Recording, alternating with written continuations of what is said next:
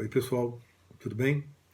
Nessa aula eu vou comentar a queda da monarquia em Roma, a queda da realeza e o início da República Romana, ok? Eu vou fazer diferente das outras aulas, porque teve um problema do PowerPoint e eu não consegui passar os slides.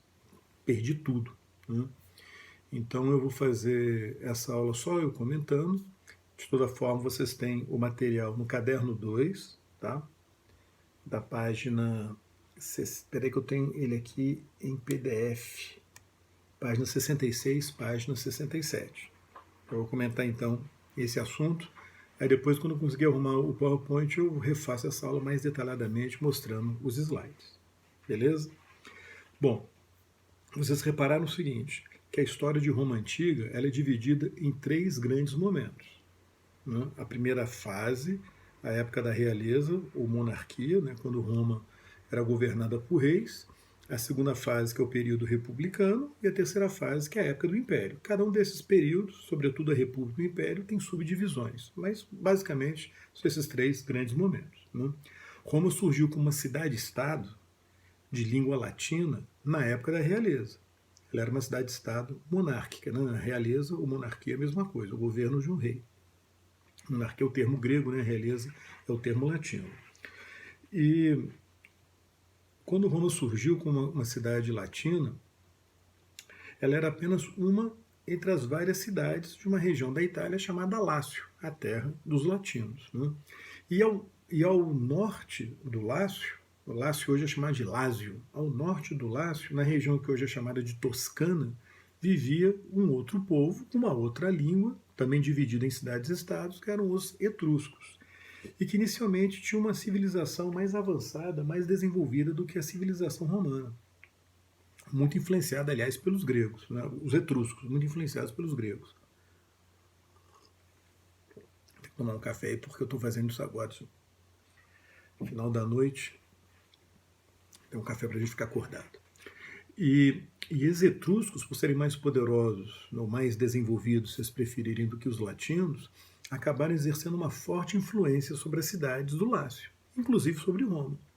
Resultado, os etruscos chegaram a dominar Roma, mas não no sentido de acabar com a independência de Roma, mas de colocar reis de origem etrusca na cidade de Roma. Esses monarcas etruscos em Roma ajudaram inclusive no desenvolvimento da cidade, em termos de urbanização, crescimento, desenvolvimento do comércio e tal.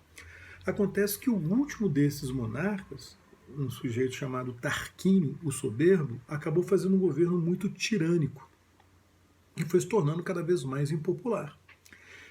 E na época em que o Tarquínio governou, tem muita controvérsia a respeito disso, mas ao que tudo indica, os romanos já estavam divididos em duas categorias principais, patrícios e plebeus, sendo os patrícios formando uma aristocracia. E a plebe, os homens livres, né, com menos direitos, mas como era uma época ainda de monarquia, né, não está muito claro o que é que os dois podiam fazer.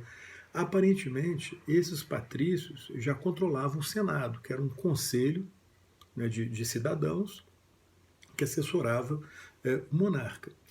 E com a impopularidade desse Tarquínio soberbo, do rei Tarquínio, o Senado, os patrícios, eles acabaram dirigindo uma revolta popular contra a realeza, contra a monarquia. O Tarquínio foi derrubado, foi expulso de Roma e o Senado reorganizou a estrutura política romana, criando um novo regime que ficou conhecido como res publica, a coisa do povo. República, o Estado do povo, a coisa do povo. E assim nasce a República Romana. Ora, na tradição republicana romana, o que é que ocorreu a partir desse fato? O que é que se desenvolveu a partir desse fato? Primeiro, a ideia de que a derrubada da monarquia, da realeza, era necessária. Porque o monarca, não só o Tarquínio, a figura de um monarca em si, era uma figura opressora. Então, a liberdade só seria possível na ausência de um monarca. Ou seja, a verdadeira liberdade só num regime republicano. República passou a ser sinônimo de liberdade, monarquia, realeza, sinônimo de opressão, de ausência de liberdade.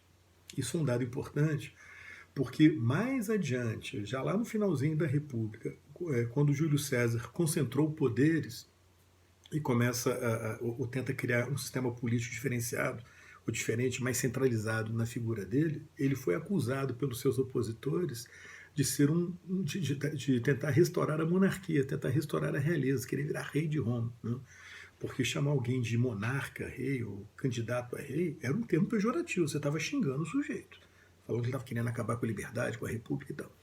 Então, essa república ela nasce criando uma visão de regime republicano, onde ele ficou associado à liberdade, né, e realiza a monarquia associada à opressão. Muito bem. A outra consequência da criação do regime republicano foi que na tradição romana, o regime, por mais que tenha sido criado a partir de uma mobilização do povo, a criação foi liderada pelos patrícios, pelo Senado. Então aquilo reforçou a ideia de que o Senado era o guardião da República, logo era a principal instituição da República. E ir contra o Senado significava ir contra as tradições republicanas. De fato, quando a República foi instituída, e repito, as fontes históricas são meio confusas, mas aparentemente, quando a República foi instituída, ela se organizou da seguinte maneira: tinha um governo eleito composto por 2 cônsules, como se fossem 2 presidentes da República, né, com mandato de 1 ano. O Senado, que continua existindo, mas agora como um conselho muito mais poderoso, né, formado, né, por senadores patrícios, né, por membros da aristocracia, né, esses patrícios, e os comícios, que era a assembleia que reunia todos os cidadãos. E os cidadãos inicialmente divididos em 2 categorias, patrícios e plebeus. Os patrícios formavam uma aristocracia de nascimento, e os plebeus eram os demais cidadãos, cuja melhor definição é cidadão não patrício. Ele tinha alguns direitos, não tinha todos os direitos patrícios, né, mas era considerado cidadão. Tinha que pagar imposto, tinha que servir no exército, né, na milícia, em época de guerra e tal. Muito bem. Nessa fase inicial da República, então, os patrícios monopolizavam os principais cargos. Só eles podiam ser cônsules, só eles podiam ser senadores, só eles podiam ocupar outros cargos entre os magistrados na República Romana. Porque vocês estão bem lembrados daquela primeira aula que a gente teve sobre a Antiguidade Clássica, o termo magistrado é um termo utilizado de uma forma geral para se referir aos ocupantes, aos dirigentes, né, de uma cidade-estado republicana clássica, né? E em Roma existiam vários magistrados, os 2 principais é que eram os cônsules, mas tinham outros, pretores, né, questores e tal, mas não, os principais eram esses cônsules. Pois bem, só os patrícios podiam ser magistrados, né, nesse primeiro momento da República Romana. Isso aí foi no século V a.C. Ora, então a República ela nasce com essa ideia de que representava o povo, a coisa do povo, o Estado do povo, mas na prática ela era uma oligarquia, um governo de uma minoria, um governo de poucos. Só os patrícios podiam governar. Segundo problema, nessa época havia também escravidão por dívidas, que atingia principalmente quem? A plebe, os plebeus, o que gerava também descontentamento. Então, a plebe descontente porque não tinha os direitos que os patrícios possuíam, a plebe descontente que, por não ter esses direitos, ela não podia ocupar todos os cargos na República, ela não podia governar, ela não tinha acesso ao Senado, que era a principal instituição, e, além disso, ainda sofria, né, com a ameaça de escravidão por dívidas. Então, aquilo gerou um descontentamento muito grande da plebe. E causou em Roma uma situação que lembra muito aquela situação das cidades gregas, aquela situação de estasis, o conflito entre o demos e a aristocracia, né, na cidade-estado clássica grega. A mesma coisa aconteceu em Roma, entre plebeus e patrícios, entre o povo, aqueles cidadãos com menos direitos, pelo menos naquela época, e a aristocracia, que eram os patrícios. E com um detalhe importante, a separação entre patrícios e plebeus era tão grande, pessoal, que havia uma lei, quer dizer, não era nem lei escrita, mas era um costume que proibia o casamento entre patrício e plebeus. Também era o grau de diferenciação. Então o que aconteceu? A plebe foi se organizando, se mobilizando, exigindo reformas e mudanças na República Romana. Esse conflito entre patrício e plebeus é chamado também de conflito entre ordens, né? Porque patrício e plebeu não eram exatamente 2 classes sociais, no sentido econômico da palavra, né? Porque vocês vão ter plebeus que eram ricos, que tinham terras, então eles pertenciam, digamos, à mesma classe que os patrícios, também proprietários de terras, né, e que eram ricos. Só que eles estavam divididos em 2 ordens. aquela parte que tinha mais direitos, que eram os patrícios, e a parte que não tinha menos direitos, não importava a fortuna. A maior parte da plebe era pobre, era equivalente à classe média, mas aquela parte de plebeus ricos, apesar de ricos, de terem terras, eles não tinham os direitos que os patrícios possuíam. Então a divisão oficial era em ordem. Né?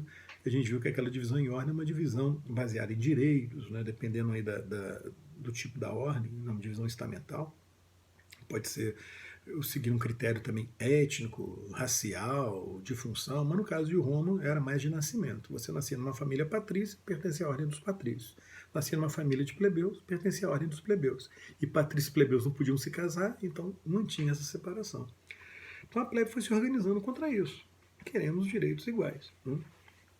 A tática que a plebe utilizou não foi nem tanto uma tática violenta de guerra civil, foi de ameaçar sair de Roma e fundar uma outra cidade se os patrícios não concedessem à plebe os direitos que ela desejava.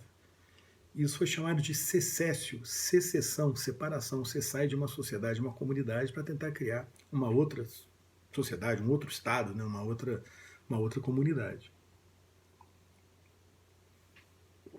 Ora, pessoal, se isso acontecesse, como os plebeus numericamente eram superiores aos patrícios e eles forneciam a maioria dos soldados, se eles abandonassem Roma para fundar uma outra cidade, Roma ficaria desprotegida, porque os patrícios sozinhos não dariam conta de proteger a cidade contra os seus inimigos.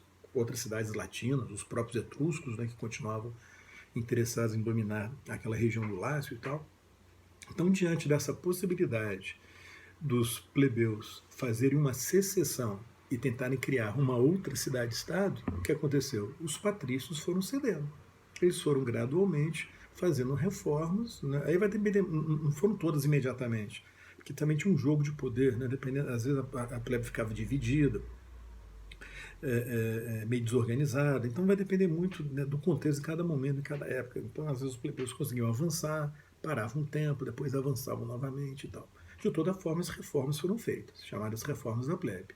Então aqui, ó, na página 66, não, 66 não, é a página 67, tá? Vocês têm as famosas reformas da plebe, as medidas que foram sendo tomadas, né, para atender a essa pressão dos plebeus. Ó, deu 12 minutos de filme, vou dar uma parada, para não ficar muito longo, e continuo no próximo filme, a gente encerra no próximo filme, no próximo vídeo, tá bom? Rapidinho.